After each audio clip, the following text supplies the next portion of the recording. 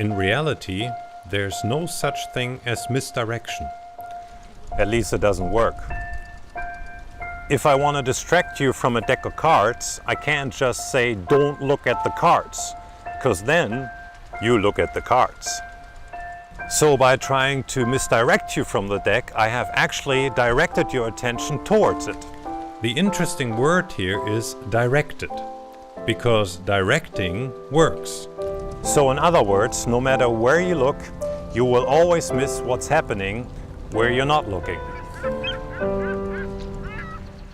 By directing your attention to the cards, I have misdirected you from everything else. It's the same as with the camera and the screen. Either I look into the camera or onto the screen, but I will never see myself on the screen looking into the camera. So remember, if you fail at misdirecting, you miss directing.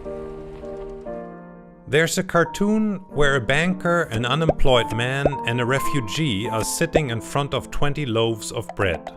Then the banker takes 19 loaves for himself and says to the unemployed man, "Watch out, the refugee wants your bread."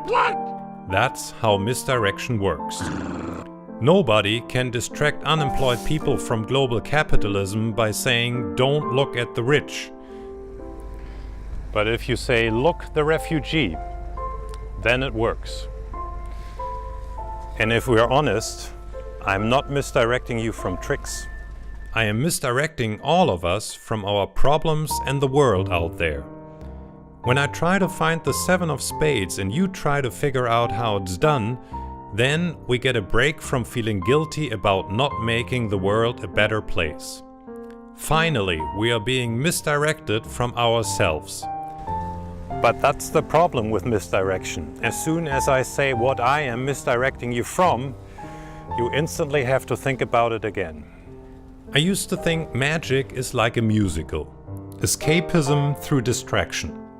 And political satire improves the world by pointing out what's important.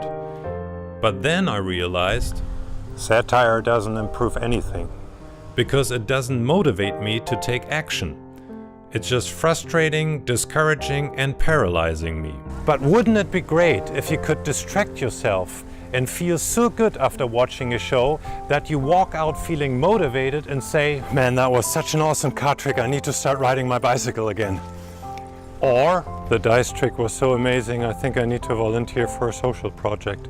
Or, "The guy was so funny, from now on I'm going to vote liberal."